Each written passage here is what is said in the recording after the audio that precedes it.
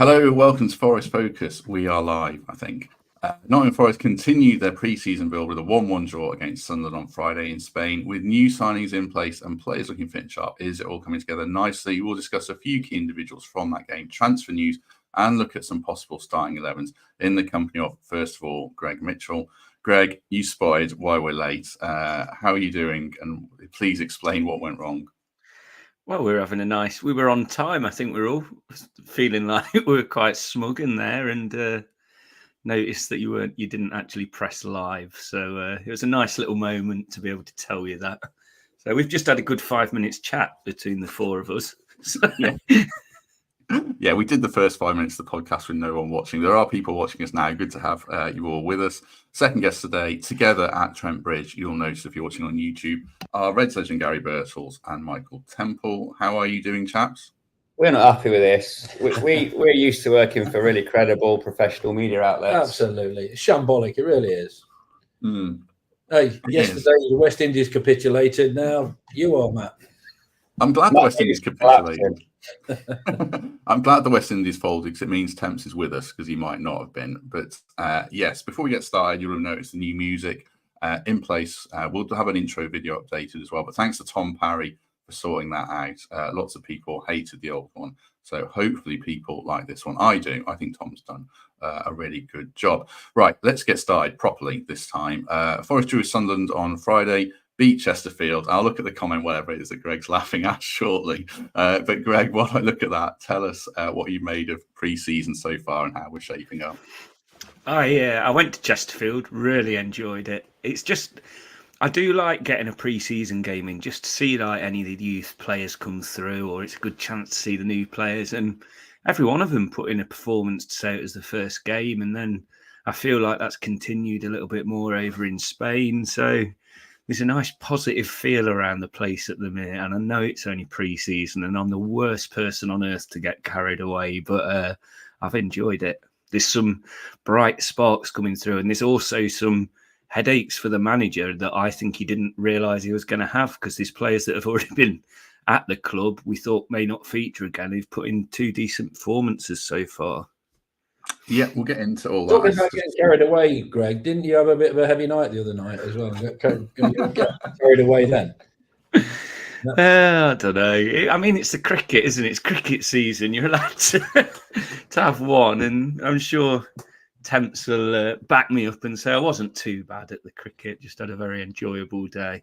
It wasn't too bad when I saw him at 1:05, although he had spilt half his pint on some supporters down below. So maybe that was the start of things to come, and I should have delivered him a pint of water at that point. But I'm glad Laura, Greg's better half, had to deal with the back end of that, and I was just able to rinse him for hospitality and beer. Yes, you were in the posh seats as well, weren't you, Greg? Yeah, there was a freak gust of wind that knocked my drink over, unfortunately, and it caused a bit of a... But it was very early. I think it was the first drink I'd had, so it wasn't anything to do with alcohol, that one. Temps, you've also had a busy couple of days. I see you on the stage at the Trent Nav, which you're used to, but a big event. It seems like it went very well. You talk about that if you want, and also what you've made of Forest thus far. Yeah, I had a great time at the Trent Nav. They do look after us extremely well. And good to get together with Broady, Vaughney, Cookie, Tuffers, and a few others, and have some time in front of a packed house. We also had Aaron Ramsdale as a guest at Trent Bridge, and I briefly got excited that he might be one of those that we're targeting, but he was out for a day out with his agent, and it was in no way linked to Forest. But yeah, impressive what I've seen so far. I mean, I look back at the lineups in some of the preseason games last year, and it bore no resemblance to the team that started the season or the team that finished it. So I don't want to read too much into what we're seeing, but relatively clean bill of health.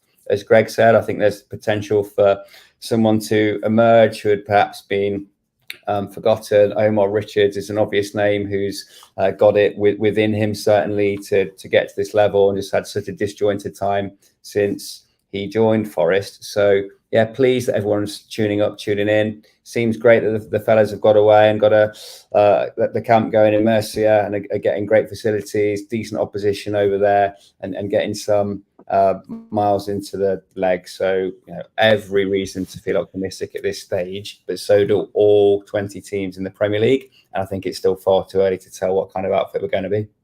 That's funny. The preparation, we used to go to Spain and things, but you just used to do no training and drink for a week. And then we went and won European Cups. It was so easy. It was ridiculous. Work for guys. Well, how much do you read into it, Gary? It was very basic. They have looked sharp, to be fair. They played really well against Chesterfield. There's individuals who look fitter and really bright in some of these games. I mean, we'll discuss Sangari, but Hudson-Odoi's come back looking sharp. Elanga looks fit.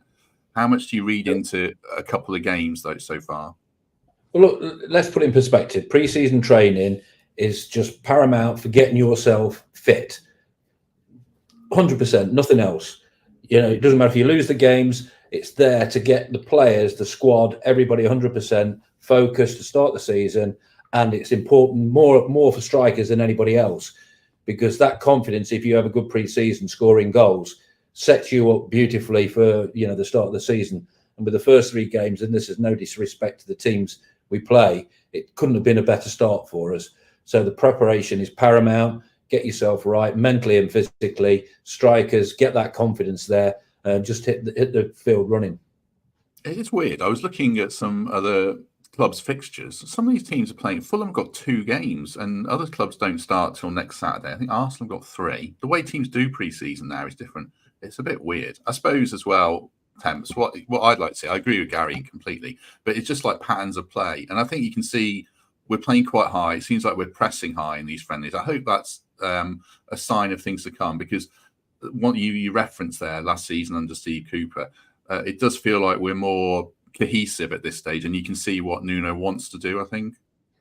That was the immediate shift from Nuno, wasn't it? He took the shackles off, and then we pop up with those results and performances against Newcastle and Man United that ultimately made the difference between staying up and going down. We had a wobble thereafter, but now he's had some time to establish what he wants to do. I think we're going to see a more attacking side. I think he wants wingers that can pin the fullbacks. He clearly wants to recruit back up in that space should there be any injury problems or a need to rest Elanga and Hudson-Odoi at any point in time. And I think we're going to see recruitment focused on attacking areas from this point. So with the pre-season, what's he going to do? He's going to try and instill more effective patterns of play to allow us to be a possession team at times, but also to be able to spring counters in the way that we have. We scored some good counter-attacking goals last season. I think we've all watched that YouTube clip back of every goal that we scored, and that there is a common thread in the better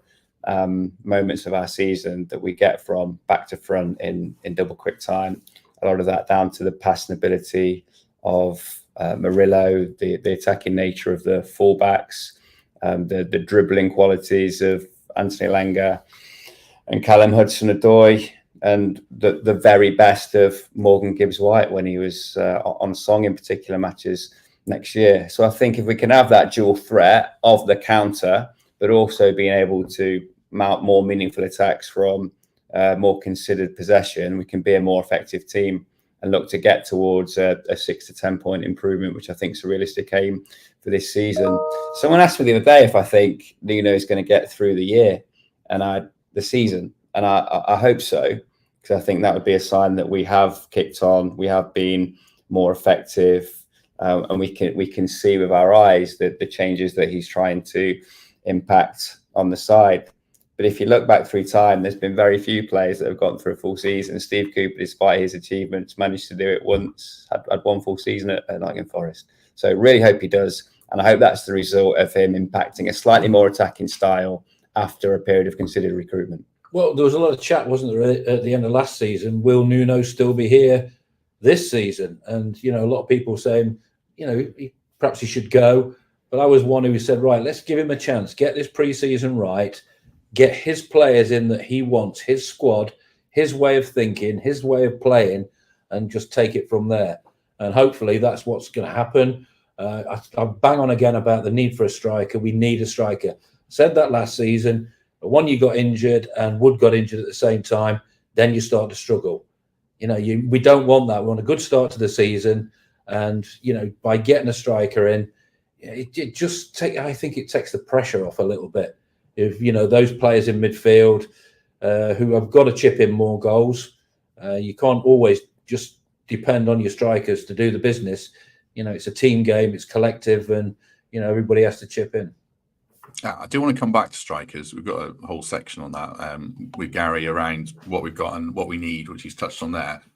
One thing to pick up on, Greg, from what Temps and Garry were saying, I suppose continuity, a bit of a lack of chaos, and it feels like we've got plans in place. Not having a new manager in place is really good. We look at Brighton, they're an unknown quantity, and there's other clubs like that.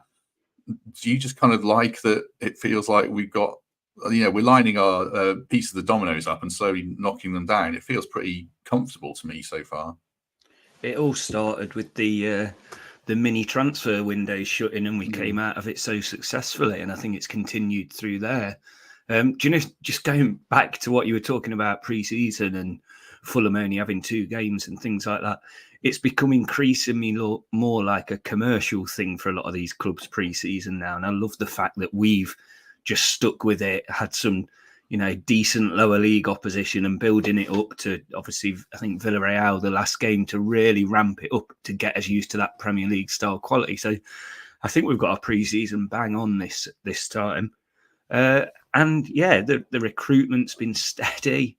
There's been no moaning from the fans about this, that, the other, and no doubt we'll still spend. They'll get a bit excited and eventually do something, but it won't matter as much because it hasn't been chaotic. It's been really balanced, and like I say, the players that have gone out the door, we've made good money on, and they've done it the right way. So long may it continue, because that's the only way we're going to keep getting more successful. Talking about that though, Greg, it baffles me how quiet the Gibbs White and Murillo situation. Good. In the last season, they were saying one has to go. You know, Niakate did it, didn't he? And none of us saw that coming for the money. Yeah. Meaning, surely now we're going to keep hold of it. Papers, quite a few papers, and look every day, and I've not seen one club linked with either of them. No, and I think the Gibbs White one's hard for us to sell him just because of the amount of money we've invested in him. So the money that we'd be asking for, I just don't think anyone's in that kind of market at the minute. Murillo is still one, and you worry that we've bought players in, obviously, in anticipation of that. But God, if we keep hold of him as well and have that back five that we could have that people keep putting on paper, it's good. That isn't the lowest. That isn't a lower like part of the table defence. So yeah, fingers crossed. Chelsea keep being linked with Murillo kind of consistently. I think he's the one to monitor more than Gibbs White, unless something happens with a different club that starts a domino effect that we kind of have to watch out for. But yeah, as Ed says, no news is good news in the comments there, certainly. And as Pete says, hit the like and subscribe button. That would be a big help. Cheers, Peter. A few players, ironically, not transfer-related attempts that have stood up in pre-season. We'll talk about Elliot Anderson, who obviously is, but Omar Richards scoring against Sunderland, played really high, looked fit and aggressive and athletic. I said on the post-match stream the other day, he looks like a player Nuno will like. He kind of fits what he wants. He's such an injury gamble, I guess, but do you see him potentially forcing his way in? I think he's over that injury, so that's not a factor anymore. And he has to be considered from the perspective of a blank piece of paper. I think he's one that will probably benefit from that change of manager, despite Nuno having not welcomed him to the club.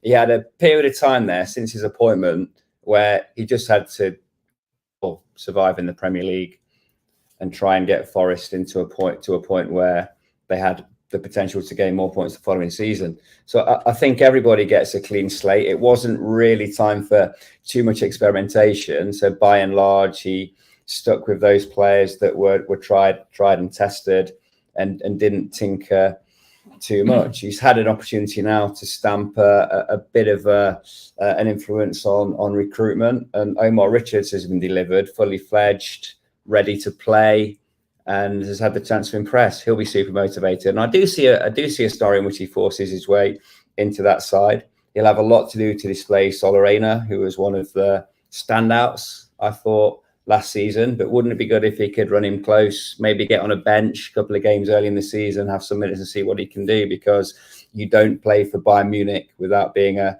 player of serious ability and have the potential to develop even further. I think Omar Richards could yet be an effective Premier League player, and I'd be pleased to see him get his chance.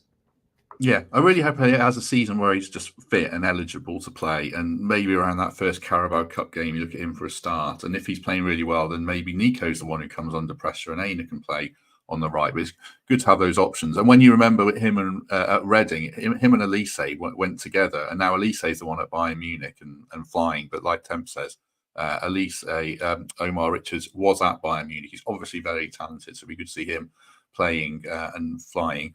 The other one to talk about from those games, Gary, is Sangare. And I know it's only Chesterfield and Sunderland, but he looks physically more mobile and sharper. He looks more confident. He's pinging, 60-yard balls rather than looking a bit, deer in headlights that he did at times last season. Do you hold out hope for him now? He's come back he looks hungry, to be fair to him. He looks motivated. Well, we all know he's got, so much ability. It's been given that chance to show that ability, given that freedom to show what he's made of. And I don't think he got a regular sort of start enough, maybe to prove a point. He was playing in a struggling team.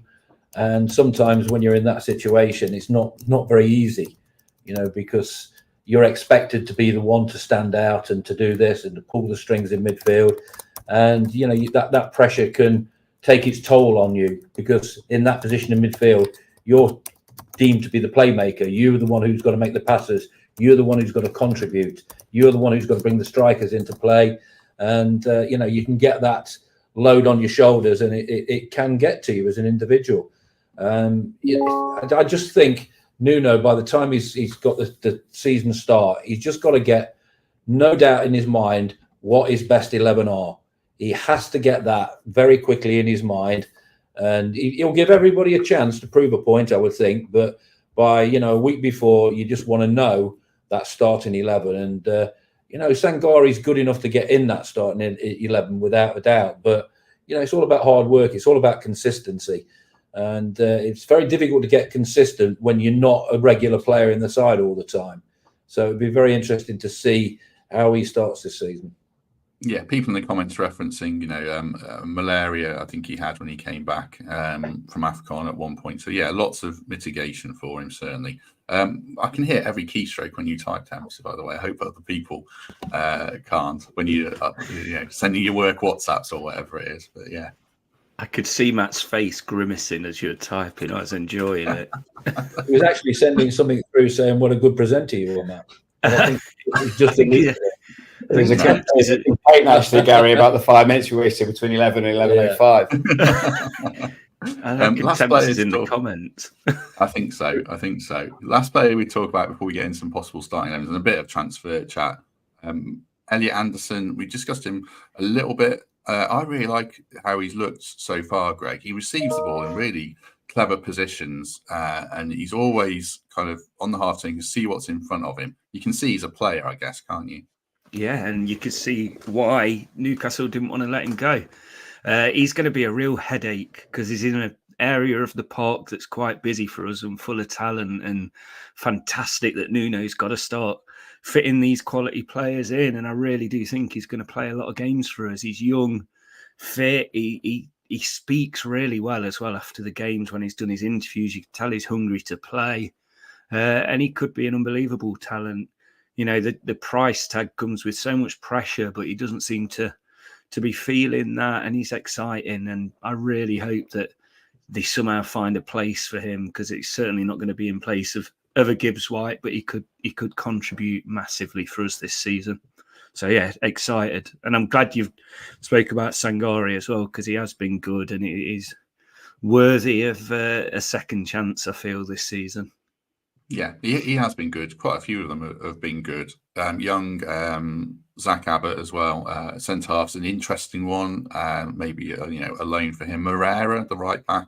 Moreira was brilliant against Chesterfield. He was down our side of the pitch for the second half, and yeah, really, really good. But it is pre-season against a recently promoted side out of the National League. So even Yeah, Chesterfield, Liverpool. that's silly. But you still got to play, and he played well. So it was good to That's see. all you can do, Greg. You know, pre-season, you are playing for your place in that starting 11, first game of the season. That's pure and simple. You don't expect, if you're on the periphery, you want to prove a point to the manager saying, right, look at me. That's what it's all about as well. You know, it's about fitness, but the people who don't get in regular, it's about them giving the manager a headache and saying, right, you know, you ignore me at your peril. You know, look what I've done in any game, whether it's Chesterfield, whether it's, you know, Doncaster Port Butchers, as Pete Taylor used to say. You know, it doesn't matter. You know, you're there to prove a point. And, you know, if the manager sees that, then, you know, you'll get a chance, hopefully. There's two things that made me smile so far this pre-season. Now, we clearly are an established Premier League outfit now, and the poor Chesterfield Stadium announcer had to announce the 10 changes at half-time for Forest, and had a bit of nightmare with a couple of the names. And then seeing the, what do they call it when the new players have to stand up and sing a song or what have you? Initiation. Yeah. The initiation songs, and these fantastic songs that none of us have ever heard of, but half the players clearly had. And no, it's good to see. It's good to see that there's that camaraderie and a good team spirit so far. Elliot Anderson as well on the fee. It's interesting because both the Athletic and the Telegraph reported effectively 15 million, which means we sold Nicodemos for 20 million, which is mental. But it just shows that we had the very strong hand in that deal with Newcastle, and it looks really good business if that's accurate. I'm sure it's 20 million for Nicodemos. None of us would have seen that coming. When you signed for new clubs, Gary, or players came in, was there ever any kind of initiation that you can talk about here? Obviously, it wasn't standing up and singing, but what happened now? when players joined? It's a little bit different in today's game than it was when we played. You know, I went to Manchester United, didn't do very well. And, there was a joke shop in Nottingham, and I bought some itching powder. And when I got there, I put itching powder in Lou Macari's clothes and Jimmy Nichols and Martin Buchan. And they watching them just taking their clothes off and having to jump in the shower was just, you know, it was a reverse thing. I got my retaliation in first before they had to go at me. But it was a drinking session in those days. You know, that was the initiation.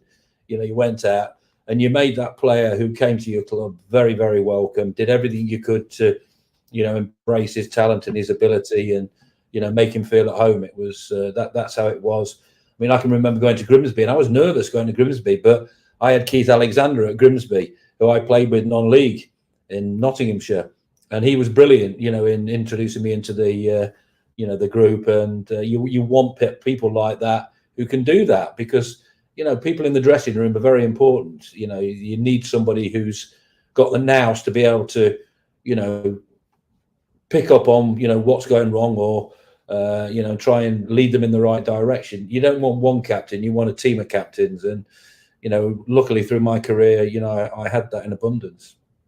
Luke Macari is an absolute saint, by the way. The work he does in Stoke with homeless people, I don't know if you're aware of it. Yeah. Wonderful guy. Well, I went to Manchester United. I thought he was going to be the drinker, you know, this, that, and the other big, you know, big time Charlie. He wasn't at all. Didn't drink. He liked to bet on the horses, but what a top bloke he was. They all were at Man United. They couldn't have been, you know, friendlier and more helpful for me. Let's just take a word for our sponsors, the Trent Navigation. Since we've got a Trent Bridge theme, Simon Fothering works at Trent Bridge, and Fothers hosts the matchday experience at the Nav. The Premier League isn't too far away now. First home game in less than a month, so enjoy the pre-match experience at the Nav before heading to the City Ground. And thanks as ever for the support of everyone there. Right, Greg's got to go in 15 minutes, so we'll try and rattle through a few extra bits. I did a couple of graphics because you can see from the friendlies maybe the formation of what Nuno wants the team to look like. So I've done a couple of 11s and we can just chat through them. He's played 3 at the back, excuse me, in both games. I do wonder if this is what he wants to do, and you can sort of see a team emerging. So I'll read out what I've got here for people who are listening, not watching, and we can chat around it. I've got Sells in goal, and that's only because there isn't a picture of Carlos Miguel in the database for what I use yet. I know. So I've just stuck Sells in for now, but I do suspect Carlos Miguel might end up being the one. And then if we play a back three, I think it's going to be something like, as with the players we've got now, Milenkovic, Bolly and Murillo. Wing backs look pretty nailed in Williams and Ola Aina. And then there's a good debate in midfield, but I've got Sangare and Danilo here at the moment. And then a front three sort of Hudson-Odoi has been playing really wide on the left and obviously looking to cut in as it's worked so well. Gibbs-White has played tucked in, and there's been no right winger. And I've put Awoniyi up front, but obviously Chris Wood's been there. Taiwo missed the first couple of friendlies. One, I think, might have been an injury, and the other was a personal issue. But he's out out in Spain with the squad now, which is good to see. I guess, Temps, the one that misses out here in this formation is probably Elanga, because you're kind of accommodating Gibbs-White. He's played very central. What do you think of that formation? Do you like it, or is it too much of a sacrifice? Because I think Nuno does like it. Nuno does like it, but I hope we find a way to play a back four as well, because that's how we get the dual threat of Callum Hudson-Odoi and Anthony Elanga and really make teams think, really pin the fullbacks, really take our game to them. It also relies on Ibrahim Sangare being the player that he seems to be against Chesterfield rather than the player he seems to be in the 23-24 season. So they're the two big talking points for me. I think that centre-half pairing of Murillo and I'm not even going to try and become a Chesterfield Stadium announcer. Our new signing could be really progressive. Milenkovic has outstanding stats for retaining possession, accurate short passes. And we all know Murillo can ping a channel ball and a diag with relative ease. So I like that. Nico, second half of the season, fantastic. Ola Aina, so consistent throughout. So I just wonder if Willy Bolly misses out at times, or at least we have a plan B for a back four, so we can get that front four on the pitch more often of Taiwo, Morgan Gibbs-White, Hudson-Odoi and Elanga, because I don't know. I feel the pace is such a threat. It's so hard to defend against. And whilst he missed a few chances, the manner in which he needs to be guarded against does create space for everyone else. So, yeah, you've got the goalie wrong here, straight from the off. I think this is the shape that Nuno will prefer and start the season with. But I just hope we find a way to flick a switch and have that back four when we can, because Elanga and Hudson-Odoi are real threats. And I think will be even more effective for us this season. Aina would be one of the first names on my team sheet after his performances back in the last season. I thought the threat he possessed for us going forward was as good as anybody at times. But Elanga, he had more assists than Gibbs-White, and his pace when he was him and Awoniyi were in the team together. Defenders hate pace. And, if you've got that on a regular basis, ask any defender, that's the one thing they're scared of. And, I think it'd be a little bit, not cruel to leave him out, but, he's a threat without a doubt. And I think he's a constant threat when you have got that ability to go past people. And some of the goals he created last season were particularly good. When you've got somebody with the pace of Awoniyi when he's fit, he's going to get on the end of things. And, it'd be very interesting, that first 11 against Bournemouth.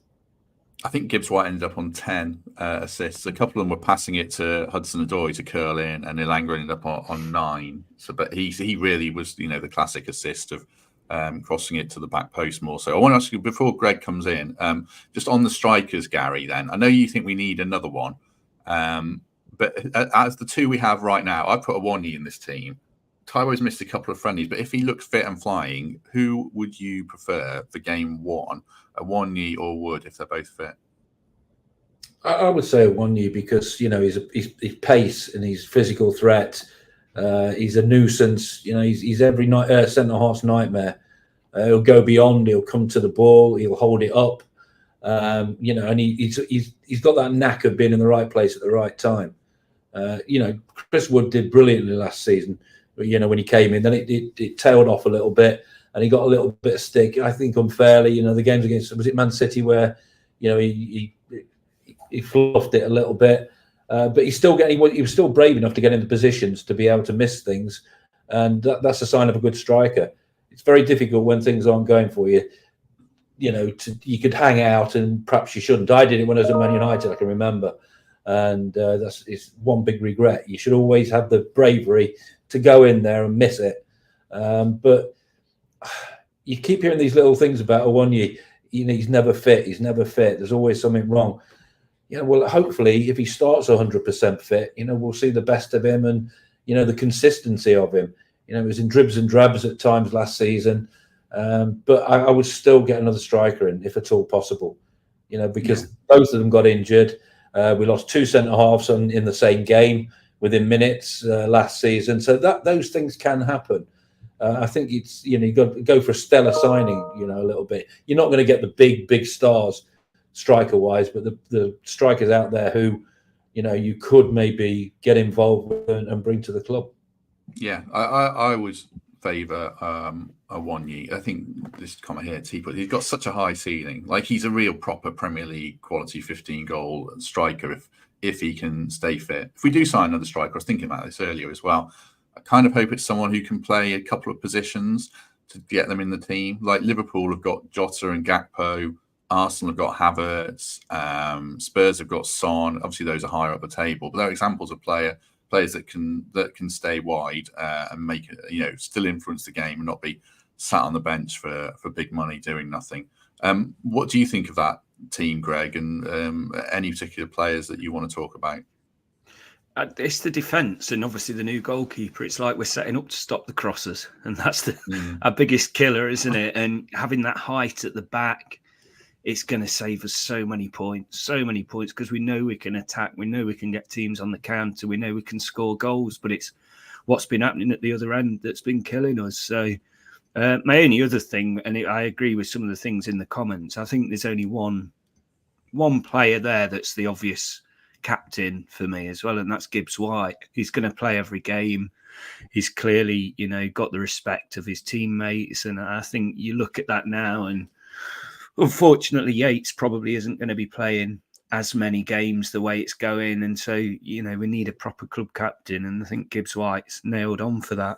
But going back to what you were saying, I mean, for me, it's what happens in defence is key to our season. And I think we're really building something strong at the back. It was interesting that obviously Joe Worrell's played 2 games, but Gibbs White's had the armband. So I suspect that Morgan's going to be club captain this season, which I agree is fine, whether Joe's deserved as well here or not. Yeah, I think so. And Milenkovic is signing. He's physically obviously big and strong, and it just hopefully solves the set piece problem. We are still interested, I think, in this guy, talking of temps, something else than that pronounced place, Jakobio, I think is his name, who plays for Udinese. He's 25 and plays, obviously, a lot of his Serie A experience. Had a good Euros with Slovenia. They took Portugal to penalties, and he kind of fits the bill. I think he's massive as well. So I think we might need to bring in one more. And if we do, then I suspect we will be playing 3 at the back. I'll just put Milenkovic's graphic up as well, because it shows how strong he is aerially. Best record in Serie A for aerial duels last season. This is taken from WT Analysis on Twitter, so do give him a follow. What's Greg laughing at in the background? I'm just like, kudos, it looks brilliant. I was thinking you've not done this, and then you just said... I've not done the graphics. No, it's very good though. I mean, yeah, I like it. Oh, thank you. It was going to be a compliment, and then it went backhanded. Sorry. Well, I'll take a backhanded compliment. It's the best I can get. Right, let's look at the 4 at the back, the 4-2-3-1, which Temps was referencing. A few different names in here that we can chat about. So the back 4 kind of picks itself. I'll read it out again for people who are listening or watching. Sells or Miguel in goal, probably Miguel. Williams, Milenkovic, Murillo, Aina. And then in midfield, I've got Sangare again, and I'll put Elliot Anderson in. There's an interesting debate there. And then Elanga, Gibbs White, Hudson-Odoi in support of, well, I'll put Wood here, but it could be Awoniyi. I guess, Temps, the big debate there is midfield. We've spent the money on Elliot Anderson. It'd be nice to see him in. But then Danilo's looked quite good. Nico Dominguez is playing as well. There's Ryan Yates in the mix. Same old discussion, but what's your midfield 2 right now? Well, first up, that's a modern back 4. That's 4 guys comfortable on the ball, who can pass it, retain possession. You're happy with them all. bringing the ball out of defence. So I'd enjoy that. That is not a team that you come up and try and survive in the Premier League with. That's a year 3. Let's impose ourselves. Let's make sure we're not just hoofing the ball into areas as we were when we were naive and a little bit of a younger side, getting turned over 6 and let Man City away. So really like what's happening there. There's a lot of faith being put in Ibrahim Sangare by Matt Davies here. He's had him as a linchpin in midfield in both versions of this side. And I've said consistently that I want him to be that, but I've just seen no evidence of it while he's in a Forest shirt, aside from that man of the match performance against Chesterfield 2 weeks ago. So he does have it within him to become an automatic pick, but he's got to do far more than he's done already. Ryan Yates hasn't been mentioned yet, and I know he's got limitations, but he's found a way to get past these kind of players for the past 2 years now. And you can't help but think that it sounds diminishing, but that kind of plodding consistency is something we're going to need at times. And we haven't even mentioned him yet. Elliot Anderson, I think he's more the understudy to Gibbs White. I know he is comfortable playing that little bit deeper, but I think he's been brought in as a backup 10 rather than a 6-8 consistent starter. Danilo, for me, seems to have that more of an all-round game that I think could land him in that central midfield berth, regardless if we're playing back 3, back 4, back 5. So I think I'd like to start the season with Danilo and another. Is it Sangare? If he has a strong showing in pre-season, I think it could be. But we've seen with our own eyes that he struggled to put back-to-back performances together in the Premier League. So acid test there. I'm not as convinced as you, Matt Davies, that he's going to be in the side for the first game or even after 5 games. I want to see it. I want him to live up to the hype. But yeah, it's the league where it counts. What's the point in bringing Anderson in if you're not going to play him? Backup for MGW, I think. I mean, but you look at the players in the European Championships. The young, the youth, the enthusiasm in not just the Spanish team. I mean, they were unbelievable, but in other teams, players were given a chance at an early age, and if they've got it, give them that start. Because they play without fear, and if he's got that ability, I mean, I've not seen him play. I've heard a lot about him, but if Newcastle didn't want to lose him, there's something there, because Newcastle, they've been transformed under Eddie Howe, and he's obviously one of those players they thought would move on and be a big part of their team. So I don't want a player like him to come here and get disheartened by sitting on his backside all the time. What I would say, if Elliot Anderson does come in and take that berth alongside Danilo, that's the end of Sangare. We're not going to carry him in this squad if there's a way of accommodating Elliot Anderson and Morgan Gibbs White in the same side and he earns that shirt. I think the period between this transfer window and January is the final audition for Sangare, and the range of outcomes are so vast. They from departing to one of the first picks in the team. I don't see a manner in which Elliot Anderson and Morgan Gibbs White play together and Sangare finishes the season at Forest.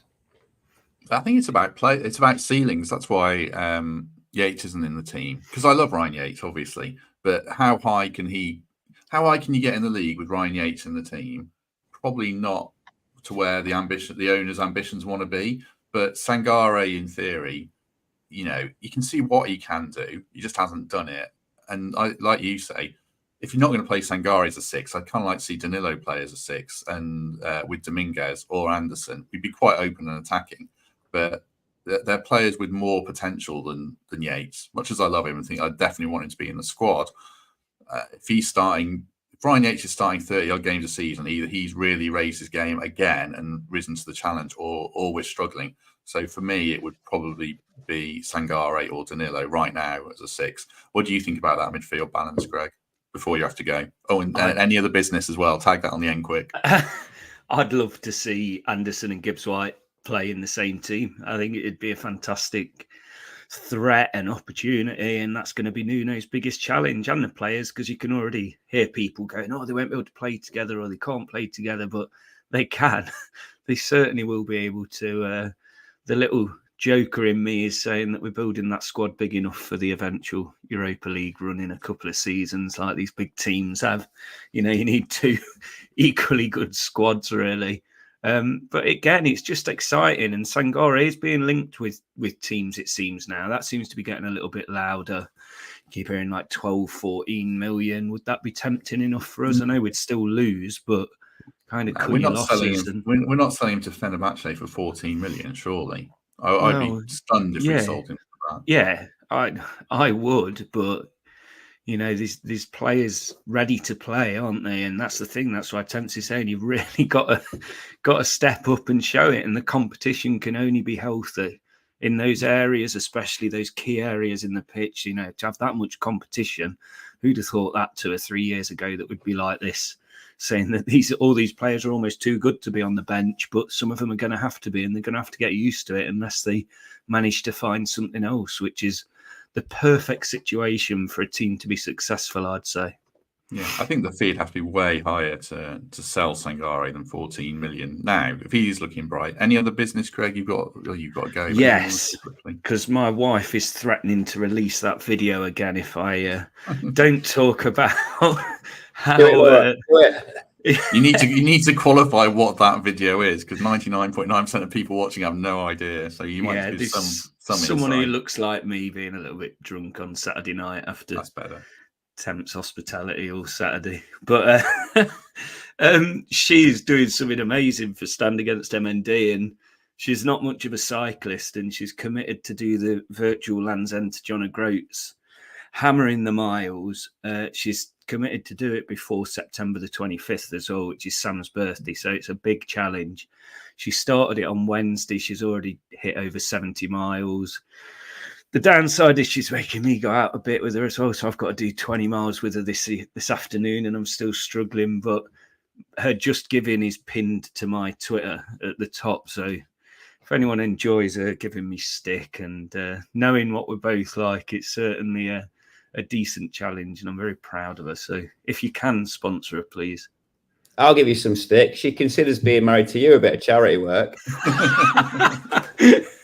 Well, yeah. I mean, she's got it good, really, hasn't she? Yeah. I'll put the link in the comments in the description as well. If you can sponsor her, that'd be good. Right, you got to go. Thanks for joining us. No, I enjoyed it. It's good to be back. Can't wait for the season. Good to see you. Thanks, Garry. Bye. See you, pal. See if he can log himself out. Yeah, he can. Right. Just before we finish, a quick word for our second sponsors this episode. Good to have, Global Telemetrics back with us, an award-winning vehicle tracking company responsible for recovery of £39.4 million worth of stolen vehicles. They monitor a range of smart track Thatcham-approved devices fit for customers' needs, from plant machinery to everyday cars. Looking after your car, Matt. Well, the car on the picture is a Porsche belonging to one of the company owners, apparently. So they must know what they're doing to be able to afford one of those. So, yeah, they must be good at what they do. In June, Global Telemetrics were responsible for the recovery of £1.8 million worth of stolen vehicles, from Range Rovers to motorhomes to Audis, BMWs, Ford Fiestas, and more. So if you're looking for a security device for your vehicle, they're the people for you. There's a link in the description as well for that one. Right. Just before we finish up, any final thoughts on just how it's shaping up here, Garry? Anything you'd like to see change? How far short are we from where we really need to be when you look at other Premier League clubs, obviously strengthening as well themselves? Is that a good enough team to get us where we want to be?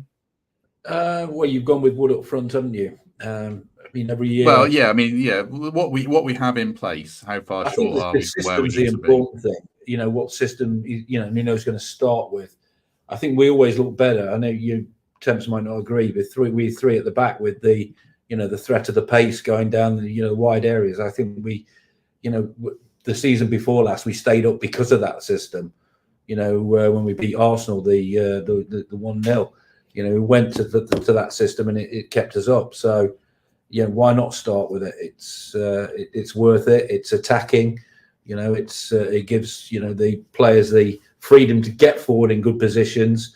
And it gives our attacking threat, more potential to do that. It gives them more, wherewithal to go and, get in the final third. Be dangerous. Create something around that final third. So, yeah, I think I'd like to see the three at the back. Maybe to start. Just before Temps comes in as well, one other bit of transfer thing that I haven't really discussed. Danny Taylor reporting right at the back end of last week about Forest willing to spend 5 million on Riquelme Felipe, another South American wonder kid from Palmeiras, 17-year-old winger, but he couldn't officially join Forest until he turns 18, which would mean probably signing in or joining up in the January transfer window. People will have noticed if they watch the MLS, there's a 14-year-old who made his debut, the youngest ever player in the MLS, who's already signed for Man City, but can't join them until he's 18 because of the rule changes. But that's the way the game's going. Right, Temps, any final thoughts on how we're shaping up based on what you see there? How far away are we from where we need to be, do you think? Well, let's not kid ourselves. There's going to be more players in and out of Forest between now and the end of the window. We're nowhere near having concluded our business. I do think we're going to make use of available loans, and I think there are going to be players that emerge that get into this side. The thing that I'm still probably most concerned about is our resolve being tested with bids for Morgan Gibbs-White or Murillo. We're through FFP. If they leave, they leave at our price, and not that the market dictates, not that which an agent dictates in trying to force these boys into a move. And that's a good position for us to be in. But I think I'm reflecting the sentiment of most of the comments, and hopefully Garry as well, and those with a more qualified opinion than mine. I want to keep these players in the side. I think if we were to spend that cash and to look to improve the squad as a whole, we'd find ourselves having to bring in 2 or 3 players. We're not going to go out there and sign someone for 55, 60 million. That's not what we do, and that's not the motivation for selling. So my hope and the sign of a successful window from this point would be starting game 1 with Murillo and Morgan Gibbs-White on the side, and closing the transfer window with Murillo and Morgan Gibbs-White on the side. Milenkovic, when he played, I didn't see a great deal of their games, so because I was away. So what does he play in a back 3 or does he play in a back 4? He can play. So Fiorentina, he's played in both. So people can watch the Adam Summerton video, the BT Sports commentator, and he said I think his best position is in the middle of a back 3. So, but he's even played right back. So 216 Serie A games at the age of 26. I know you haven't seen. What did the national side? What did they play? I can't think. What system they played. I think they played a 3 at the back. But I know we haven't seen too much of him because we don't all watch loads of Serie A or the Europa Conference League. But I guess, Garry, 26-year-old with 200 plus Serie A games for 12 million. It's a sign of progress of what we're doing, isn't it? Yeah, well, if he's playing for in a 3, you would think that's why he's been bought in. With his the games he's played at a high level, maybe that's the case. That it gives it away a little bit that we might be starting 3 at the back. Yeah, I mean he can play. He has played literally in every. He's played in a 4 at the back on the right of a 4. I think Adam was saying. So yeah, he's very accomplished. I don't know how quick he is. That's my only worry about the defence at the moment. Is if we play Bolly and Milenkovic, are we that rapid at the back? But yeah, we'll see how pre-season shakes up. Certainly. Right. Any other business, Temps, before we depart? No, nothing to add. Don't read too much into pre-season friendlies, except there's lots of business still to be done, and we'll only truly be able to judge this side when the league kicks off. But so many reasons to be optimistic. This is a calm, measured window to this point.